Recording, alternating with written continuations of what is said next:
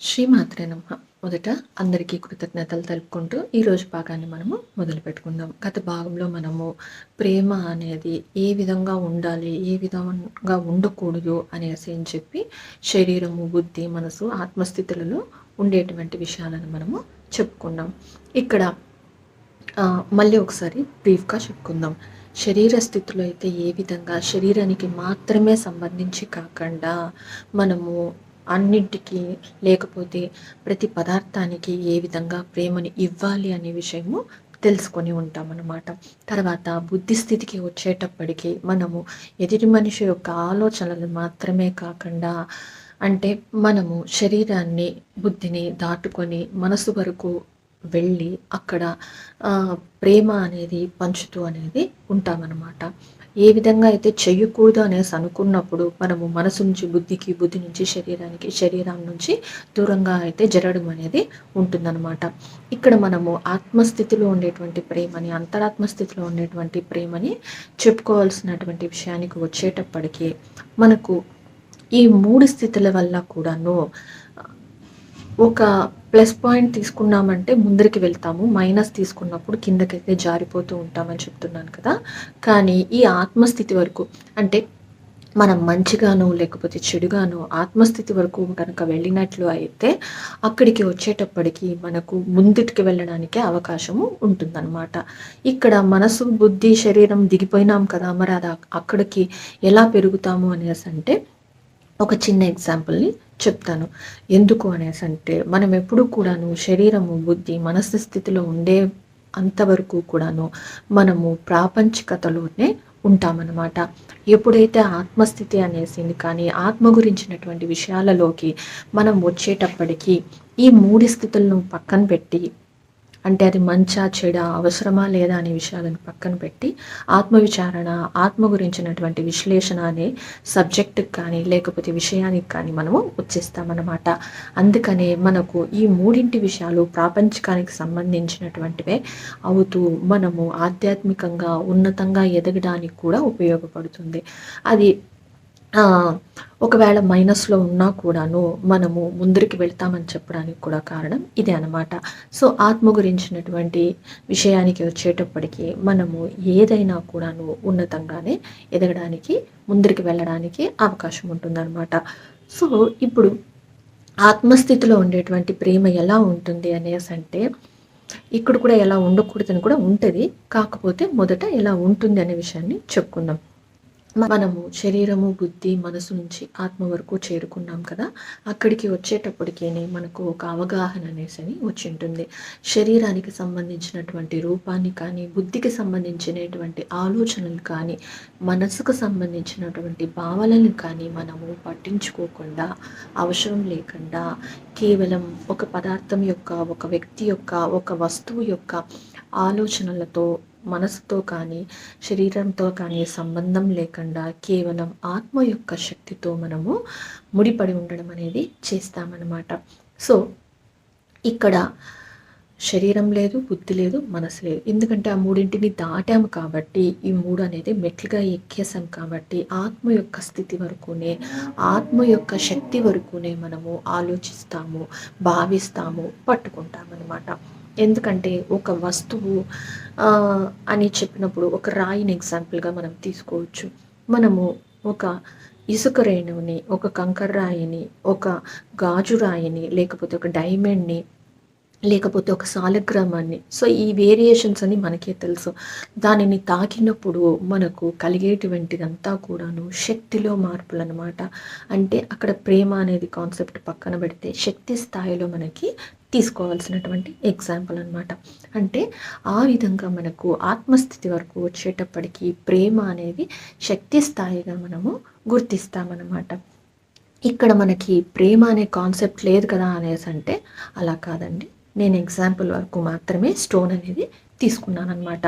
So ఈ విధంగా ఆత్మస్థితికి వచ్చేటప్పటికి కేవలం ఆ వస్తువులో ఉండేటువంటి శక్తిని మాత్రమే మనము ఆకర్షించడానికి, ప్రేమించడానికి మనము చేస్తామన్నమాట.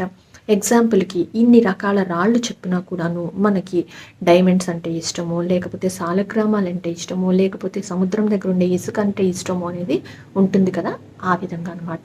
ఇన్ని రకాల రాళ్ళున్నా కూడాను ఉన్నతమైనది, ఉత్తమమైనది సాలగ్రామం అన్నప్పుడు దానినే ఇష్టపడాలి కదా! కానీ అలా కాకుండా మనకు ఇష్టమైనది ఉంటుంది అని చెప్పడానికి ఈ ఎగ్జాంపుల్ తీసుకున్నాను. సో, ఆ విధంగా ప్రతి ఒక్క దానిలో ఉండేటువంటి ఆ శక్తిని మనము ఆకర్షింపబడతాము, ప్రేమించబడతామనమాట. సో, ఆటోమేటిక్‌గా మనము ఒక పదార్థంలో కానీ, లేకపోతే వస్తువులో కానీ, మనిషిలో కానీ ఉండేటువంటి ఆత్మ మనకంటే ఎక్కువ స్థాయిలో ఉన్నది అనేసన్నప్పుడు మనం గౌరవం అనేది కలుగుతూ ఉంటుంది.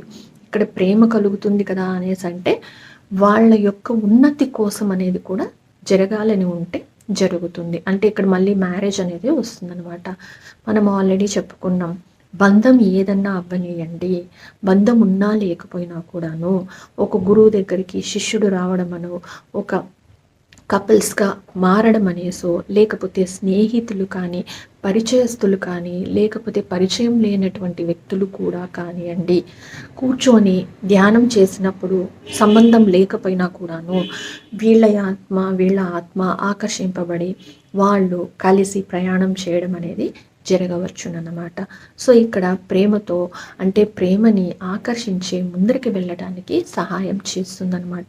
ఏ విధంగా అయితే తల్లి అయినటువంటి వ్యక్తి తన కూతురికి కానీ, లేకపోతే తండ్రి వాళ్ళ బిడ్డలకు కానీ, తల్లి కానీ వాళ్ళ బిడ్డలకు కానీ ప్రేమగా ఎలా ఉండడం అనేది నేర్పిస్తారో, చెప్తారో, అదేవిధంగా ఒక ఆత్మ ఇంకొక ఆత్మకి సహాయాన్ని అందిస్తుందన్నమాట. ఇక్కడ మళ్ళీ శరీరానికి తీసుకున్నాము అనేసంటే అది వేరే కాన్సెప్ట్ అనేది జరుగుతుందనమాట. ప్రేమ అనేది ఉండి వాళ్ళు ముందరికి వెళ్ళాలి అనేసంటే శరీరంతో పని లేకుండా కూడాను వెళ్ళవచ్చును అనడానికి ఇది ఎగ్జాంపుల్‌గా చెప్తున్నాను. శరీరంతో సంబంధించినటువంటి టాపిక్ మళ్ళీ శక్తితో సంబంధం వచ్చినప్పుడు, లేకపోతే ఆ టాపిక్‌లో మనము చెప్పుకుందాం. సో, ఇక్కడ శరీరానికి కానీ, బుద్ధికి కానీ, మనసుకు కానీ, ఆత్మకు కానీ సంబంధం అనేది లేకపోయినా కూడాను వాళ్ళ ప్రయాణం ముందరికి సాగాలి అనేసంటే వాళ్ళు కలిసి కూర్చొని మెడిటేషన్ చేసినా కూడా చాలనమాట. సో, ఇక్కడ కేవలం ప్రేమగా ఒక ఆత్మ ఇంకొక ఆత్మకి సహాయం చేయడమన్నా అనుకోండి, లేకపోతే సహాయం పొందడమన్నా అనుకోవచ్చుననమాట.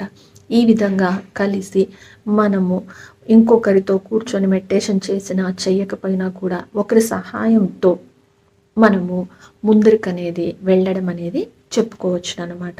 అంటే అక్కడ మనం ముందరికి వెళ్ళము, మనం ఇతరులకి సహాయం చేస్తామన్నమాట. అదే శక్తి విషయంలో అయితే శక్తి గురించి టాపిక్ వచ్చినప్పుడు ఆ శక్తితో మనం ముందరికి వెళ్ళడం అనేది ఉంటుందన్నమాట. సో, ఈ విధంగా వాళ్ళు వెళ్ళడానికి కావలసినటువంటి సహాయాన్ని మనము అందిస్తామన్నమాట. ఇక్కడ కేవలం మనం ఇవ్వడం మాత్రమే ఉంటుంది. ప్రేమలో ఎప్పుడు కూడా గుర్తుపెట్టుకోండి, ఇవ్వడం మాత్రమే ఉంటుంది, పంచడం మాత్రమే ఉంటుందన్నమాట. అందుకని అంతరాత్మ స్థితికి వచ్చేటప్పటికి, ఈ ఆత్మస్థితిని దాటుకుని అంతరాత్మ వరకు మనం చేరేటప్పటికి కేవలం ఇవ్వడంతో పాటునే మాత్రమే కాకుండా పంచడం అనేది కూడా మనము నేర్చుకుంటామన్నమాట. ఎందుకంటే అప్పటి వరకు కూడా మనము ఆత్మస్థితిలో ఉన్నప్పుడు మన ఆత్మ యొక్క శక్తిని బట్టి, ఫర్ ఎగ్జాంపుల్‌కి ₹100 మనము శక్తిని కలిగి ఉంటే ₹99 మనం ఇవ్వడము, పంచడము చేస్తూ ఉంటామన్నమాట. సో, ఇక్కడ పంచడం అని చెప్పడానికి కారణం ఏమి అనేసంటే 99 ఇవ్వడానికి మాత్రమే, పంచడానికి మాత్రమే మనకు అర్హతని కలిగి ఉంటాము, శక్తిని కలిగి ఉంటామన్నమాట. సో, అలా కాకుండా 100ను ఇచ్చేసినప్పుడు మనకు శూన్యమైపోతుంది కదా అనేసంటే, శూన్యమైతే జీరో అయితే అవ్వదు.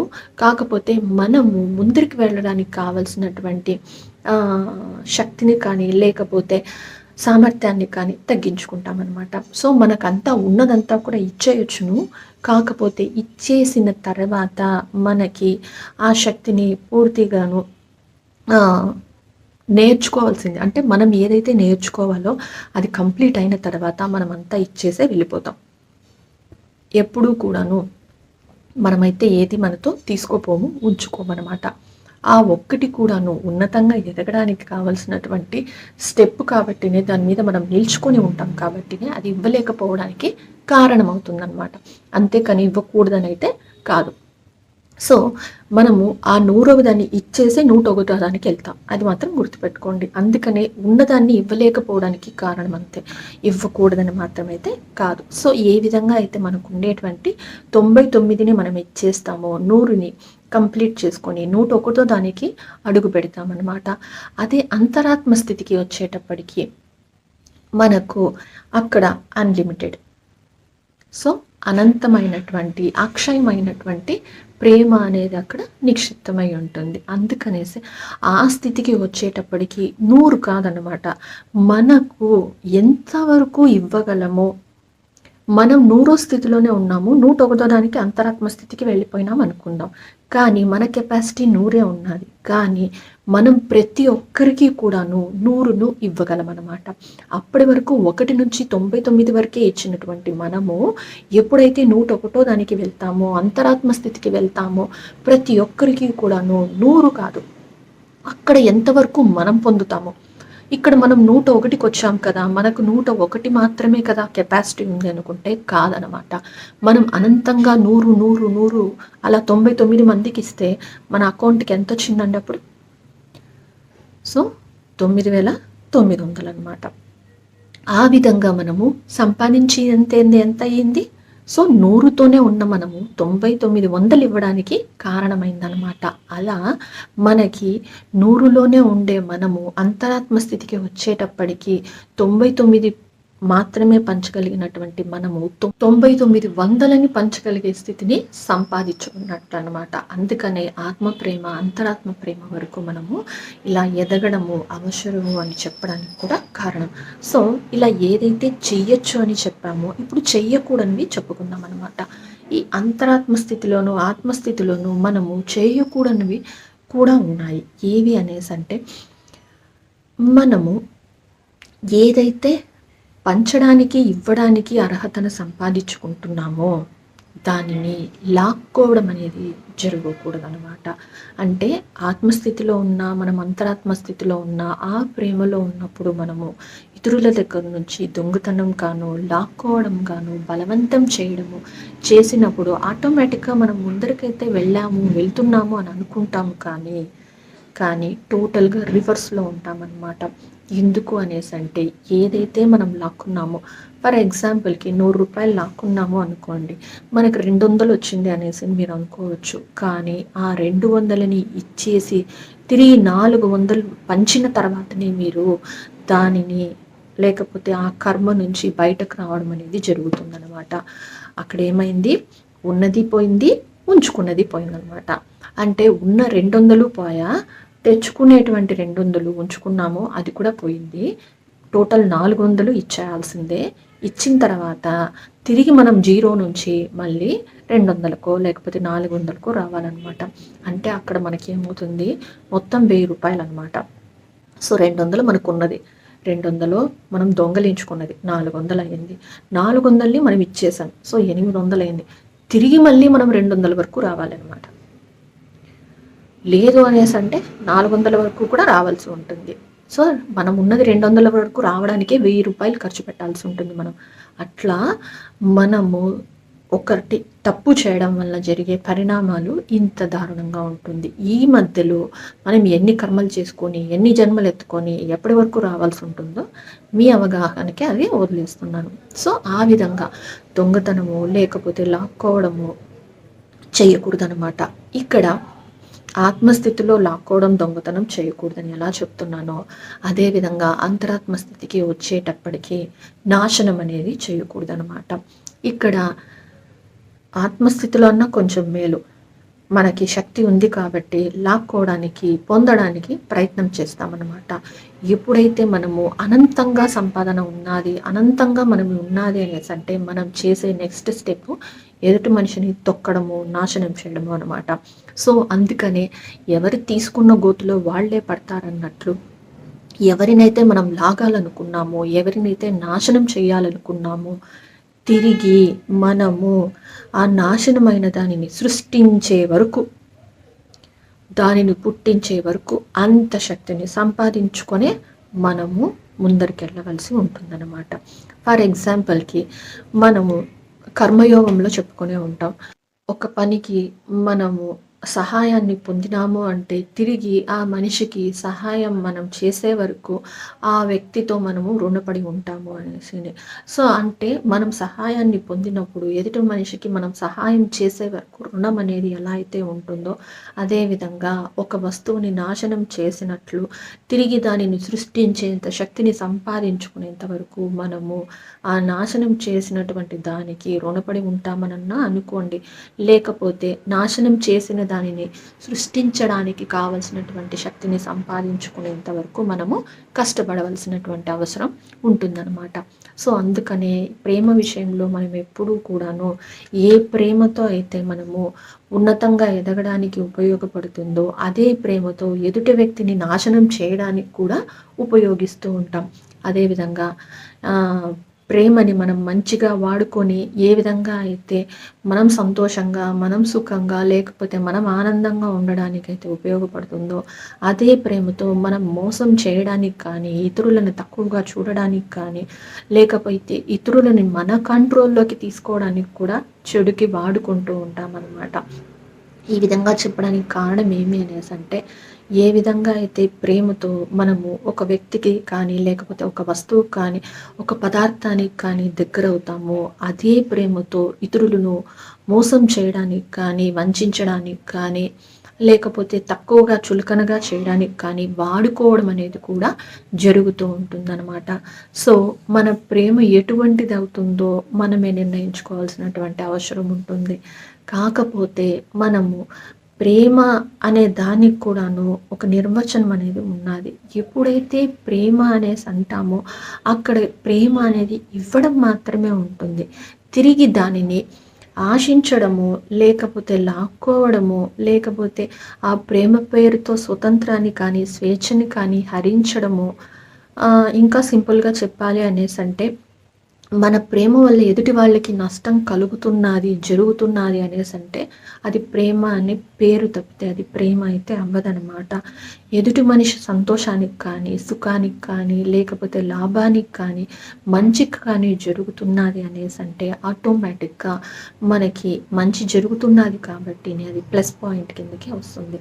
సో ఇక్కడ ప్రేమ అనేసి మనం చెప్తున్నాం కానీ ఎదుటి మనిషికి మనం ప్రేమ ఇచ్చినప్పుడు ఆ ప్రేమ ఏ విధంగా ఉంది అనే విషయాన్ని కూడా మనము తెలుసుకోవాల్సినటువంటి అవసరం ఉంటుందన్నమాట. కానీ ఇక్కడ ప్రేమలో కూడాను చాలా రకాలైనటువంటి విషయాలు కానీ, రకాలు కానీ ఉన్నాయి అన్నమాట. కాకపోతే అదంతా ప్రాపంచికానికి సంబంధించినటువంటి సబ్జెక్ట్ అనేసి వస్తుంది. సో తర్వాత భాగంలో ప్రాపంచికంలో ప్రేమలు ఎలా ఉంటున్నాయి, ఆధ్యాత్మికంలో ప్రేమ ఎలా ఉన్నాయి అనే వాటికి డిఫరెన్సెస్ కానీ, వేరియేషన్స్ కానీ గురించి తెలుసుకుందాం. సో ఇప్పుడు ఇంతగా ఆధ్యాత్మికతలో అంటే మనం ఎదుగుదలలో, మన ఆత్మ ప్రయాణంలో ప్రేమ అనేది కూడా 5 రకాల స్టేజుల్లో మనము తెలుసుకోవాల్సినటువంటి అవసరం ఉంటుందన్నమాట. ఎందుకు అనేసి ఈ ప్రేమతోనే మనకు ఆ ఎదుటి వ్యక్తి యొక్క ఆత్మను కానీ, ఒక పదార్థాన్ని కానీ ఆకర్షించడానికో, లేకపోతే ప్రేమతో దగ్గర అవ్వడానికో మనకి ఉపయోగపడుతుందన్నమాట. ఎందుకంటే శరీరం నుంచి మనం అంతరాత్మ స్థితి వరకు ఇస్తూనే ఉంటాము. కానీ అంతరాత్మకు వచ్చేటప్పటికీనే పంచడం అనేది అన్లిమిటెడ్గా, అంటే మన శక్తికి మించినటువంటి స్థాయిలో మనము పంచడం అనేది చేస్తామన్నమాట. అందుకనే అంతవరకు వెళ్ళడం అనేది చాలా అవసరం అవుతుంది. సో ఇప్పటి వరకు మనము ప్రేమలో కూడాను ఏ విధంగా 5 రకాలుగా మనం ముందుకైతే నడిపిస్తుందో దాని గురించి, 5 రకాలుగా ఏ విధంగా అయితే వెనక్కు రావడానికి ఉపయోగపడుతుందో, లేకపోతే మనం కిందకి రావడం అనేది జరుగుతుందో దాని గురించిన విషయాలను చెప్పుకున్నాం. తర్వాత భాగంలో మళ్ళీ కలుసుకుందాం ఫ్రెండ్స్. అప్పటి వరకు కృతజ్ఞతలు. Thank you.